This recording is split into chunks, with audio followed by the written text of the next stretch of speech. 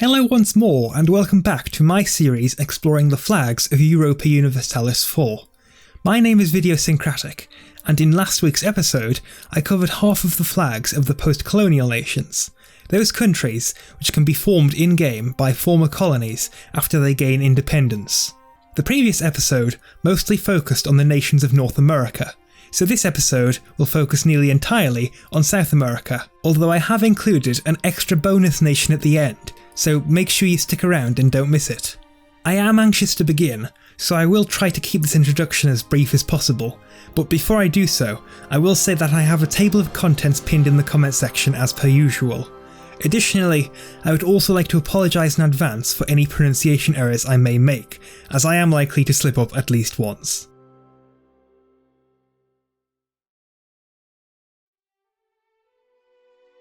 Brazil is not available on any start date in EU4 as, in real life, it would not officially gain independence until 1822, 1 year after the game ends.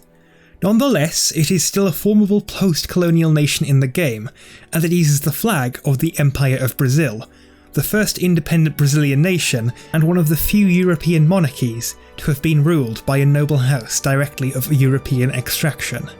This historical flag has quite a lot in common with the modern Brazilian flag, and so this means that, even after Brazil became a republic, its flag retained many elements of dynastic origins. To begin with, the iconic green and yellow colour scheme comes from the colours of the dynasties of the first sovereigns.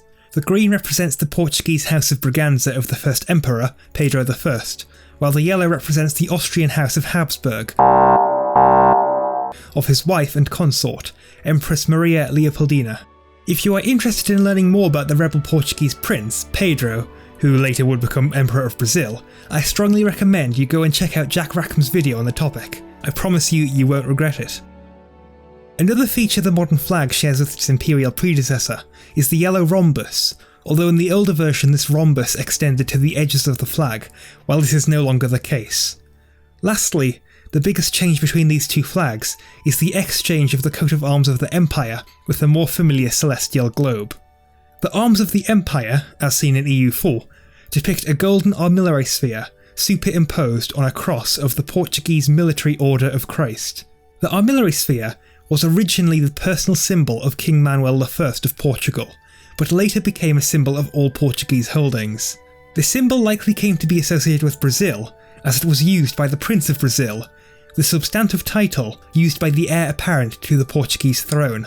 This design is surrounded by a circle of white stars on a blue ring, representing the number of provinces of the empire. This is further topped by an imperial crown, beneath which are sprigs of coffee and tobacco, representing the physical wealth of the empire. The number of stars on the in-game flag is 20.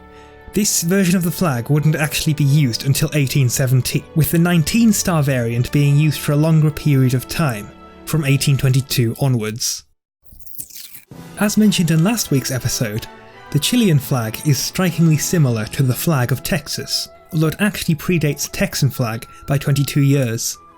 The only major difference with the Texan flag is that the blue field, which contains the single white star, is a canton rather than a full band. Hilariously, this star is also called the Lone Star, or La Estrella Solitaria in Spanish. This flag is used by the contemporary Republic of Chile, and is also used in-game. The modern interpretation of the flag's colours are that blue represents the skies above the nation, white the snow-covered Andes, and red the blood spilled to achieve independence. This latter motif of red representing the cost of the struggle for independence recurs across numerous South American flags, and so it is safe to assume that any flag featuring the colour red in this episode shares a similar meaning unless otherwise noted. The flag is also believed to derive from a flag used by the Mapuche people during the long-running Arauco War against the Spanish colonisers. This flag shared the colours blue and white, and also featured an 8-pointed star originating in Mapuche iconography, where it represents Venus. This star was adopted onto the flag of independent Chile, although it was simplified to the more typical 5-pointed design to make the flag more replicable. However, some earlier designs of the flag feature an asterisk inside the star, reflecting a fusion of the two designs. In EU4, the flag of Central America is a simple horizontal triband with a white inner band and 2 blue outer bands. This is essentially the same as the Federal Republic of Central America, a sovereign nation that existed from declaring its independence from the First Mexican Empire in 1823 until its collapse into numerous successor states in 1841. The flag is a simple but very effective design that paid homage to the nation's geographical location. The central white band represented the land of the nation, located between 2 oceans, represented by the blue bands. This motif can still be seen on every single one of its 5 independent successor states, these being El Salvador, Honduras, Guatemala, Nicaragua, and, although altered more significantly than the other 4, Costa Rica. The flag used by Colombia in EU4 is the same as the one currently used by the contemporary Republic of Colombia. In terms of its design, it is a yellow, blue and red horizontal tricolour, with the unusual distinction that the stripes have a size ratio of 2:1:1. In other words, the yellow stripe occupies half the total height of the flag. This is a distinction it shares with the flag of neighbouring Ecuador. Furthermore, this colour scheme is also shared with Venezuela, as these flags all descend from the flag of Gran Colombia, a predecessor nation that broke apart in 1831. The original flag of Gran Colombia was designed by Francisco de Miranda, a Venezuelan revolutionary who, while in his own time failed to achieve independence for the Spanish-American colonies, was highly influential on later, more successful movements. The exact inspiration behind the flag is not known for certain, but it may actually have been inspired by correspondence between Miranda and Johann Wolfgang von Goethe, who believed that it was Miranda's destiny to create a land where primary colours are not distorted. Regardless of its origin, the modern interpretation of these colours are that yellow represents the riches of the country, blue represents the seas of Colombia's shores, the rivers that run throughout the nation and the sky above it, and red represents the blood spilled for Colombian independence. The in-game nation of La Plata represents what is nowadays named Argentina, with the United Provinces of the Rio de la Plata, or simply La Plata for short, being a preceding nation that came into being after the May Revolution of 1810. The flag of Argentina was created by another Libertador, in this instance Manuel Belgrano, who was strongly involved in the struggle for Argentine independence. The story goes that he created the flag after realising that forces loyal to both the royalist and opposing sides were using the same colours, the red and yellow of the Spanish flag. The blue and white he chose are certainly a strong contrast to these colours, and they were also the colours used by some of the protesters during the May Revolution of 1810. However, there is also another interpretation of these colours, in which they instead come from those of the Spanish Order of Charles III. In this interpretation, this was possibly meant to represent the revolutionaries' supposed allegiance to the Bourbon king Ferdinand VII. For some historical context, Ferdinand had been King of Spain in 1808, when he abdicated and was replaced by Joseph Bonaparte, Ferdinand himself being kept under lock and key in France. It was this action that actually resulted in many of the Spanish-American colonies striking out for independence. The usage of these colours therefore may be seen as a political choice in order to ameliorate those members of the revolutionary movement who were keener on keeping up the pretense that they were ruling on behalf of the deposed rightful king. There is actually some controversy over the correct colours of Belgrano's original flag, with some saying that the shade of blue used was much darker than the one used today. While the symbol in the central band of the flag is decidedly named the Son of May, its origin is also disputed. The sun itself is named after the May Revolution, and one likely apocryphal story states that, as the independence of the Rio de la Plata was announced, a good omen occurred and the sun majestically broke through the clouds. Regardless of its origin, the first appearance of the Son of May as a national symbol was on the first Argentine real coin minted in 1813. From there, it wouldn't be until 1818 that it made its way onto the national flag. The flag used by Mexico in EU4 is very similar to the modern-day flag of Mexico, as it too is a direct precursor. This is a green, white and red vertical tricolour, similar to the Italian flag. However, the Mexican flag has been in use for a longer period of time than the Italian one, and it can be distinguished both by its proportions and by its slight variations in colour, the Mexican flag using a darker shade of green and red. A further distinguishing mark between the two modern flags is the use of the national coat of arms on the central band of the Mexican flag. This striking design depicts a Mexican golden eagle devouring a rattlesnake and perched atop a nopal, that is, a kind of cactus generally referred to as prickly pear in English. This emblem is not used in EU4, but a variant of it is, and so I think it is still useful to recount the origins of this icon. The symbol dates back to the pre-Columbian era, and represents the foundation myth of Tenochtitlan in about 1325 CE. Tenochtitlan was the capital city of the Mexica people, perhaps more commonly known in English as the Aztecs, and according to legend, the wandering outcast tribes of the Mexica knew where to found their city when they saw an eagle eating a rattlesnake perched upon a nopal cactus, as they had been instructed to do so by the deity Huitzilopochtli. As Tenochtitlan evolves into Mexico City, this symbol of a city eventually evolved to represent the entire nation. The variation of this mythological symbol used in EU4 differs from this by having the eagle wear an imperial crown and the snake is completely absent. The addition of a snake to this design is actually a later development than you may expect. Whether or not a snake is included in the original myth actually depends on the source. In some versions, it is instead a smaller bird being devoured by the eagle, while others do not mention any animal at all.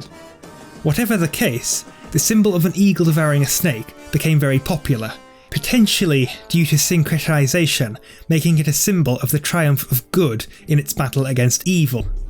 As for why the eagle wears a crown in EU4, this is because this flag is actually the one adopted by the First Mexican Empire in 1821, and so the crown represents its imperial glory. As may be expected, the eagle lost its crown upon the declaration of the Mexican Republic in 1823. The flag of Paraguay in EU4 is very similar to its present-day flag, with it maintaining the standard form of a horizontal tricolour with 3 equal bands of red, white and blue. For the flag aficionados out there, you may have noticed that this is very similar to the flag of the Netherlands, and this is no accident. The flag is said to have been directly inspired by the Dutch one, as it signified independence and liberty, both qualities believed to have been embodied by the Dutch Republic. The flag used in-game, with no additional markings on any of its bands, was used from 1812 to 1826. Since then, nearly every flag adopted by Paraguay has had a coat of arms or seal in the central white band. For a little fragment of trivia, the modern flag of Paraguay is one of the few national flags to have different designs on each side. On the obverse, that is, the front side, the national coat of arms is displayed, while on the reverse it is the seal of the treasury instead. The flag used by Peru in-game is simply a variation on the current national flag of the Republic of Peru, comprising a red and white vertical triband that has been defaced with a national coat of arms.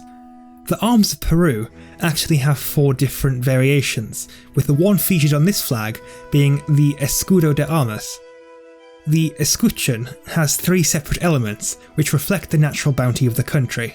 The top left quarter shows a vicuña, the top right quarter depicts a cinchona tree, and the bottom half is illustrated with a cornucopia overflowing with gold coins.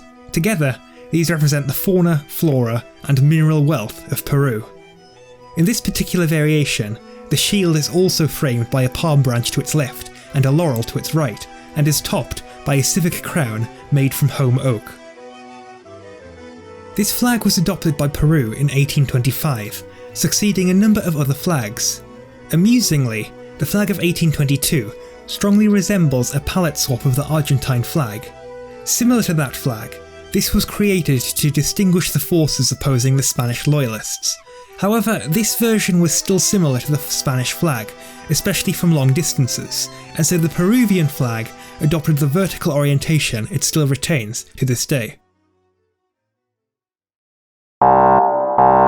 To commemorate the end of my look at the flags of the post-colonial nations of Europa Universalis IV, I have decided to examine a bonus flag, that of a tag arguably belonging to another post-colonial nation.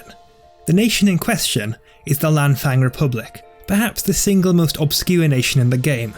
Due to this obscurity, I will go a little more in depth into its history and why it can be argued to be a post-colonial nation, but first I will analyse its flag.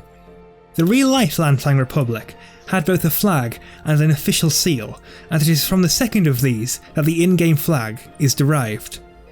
The seal features a hollow double red square containing the Chinese characters Lanfang Gongzi. Lanfang refers to the territory, and while I may be very wrong about this, I believe that the characters combine to mean something along the lines of fragrant orchid. That leaves the question, what is a Gongzi? To adequately answer that, I wanted to dive into the history of the Lanfang Republic.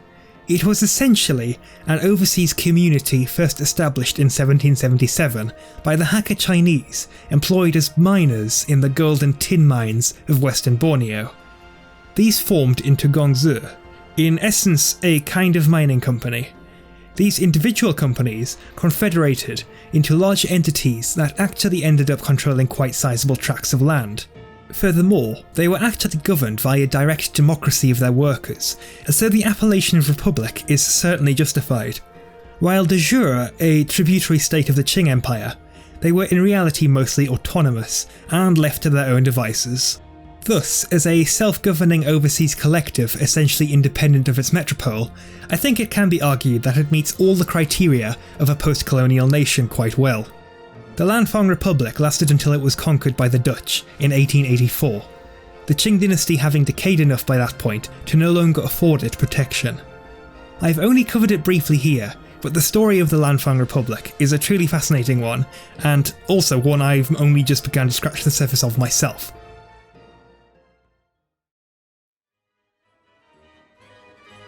With all that said and done, I believe that is the origin of every post-colonial flag in Europa Universalis IV covered. I may have missed a few out though, so if I have, and you know I have, please let me know and I will be more than happy to cover them in a future episode. In the next episode, I intend to return to Europe once more after my 2-episode break, and I wanted to cover the flags of the Low Countries, so I hope you will want to join me with those. As always, thank you so much for watching the video. If you enjoyed it, then please leave a like, comment, subscribe, and especially consider sharing, as it really does help me to grow the channel. Additionally, if you want to stay more up to date with what I intend to bring to the channel and what my current plans are, then please consider following me on Twitter. You can also get in touch with me via Twitter Messenger if you would like, so always feel free to drop me a message. Once again, thank you very much for watching, and I really hope to see you in the next episode. Ciao!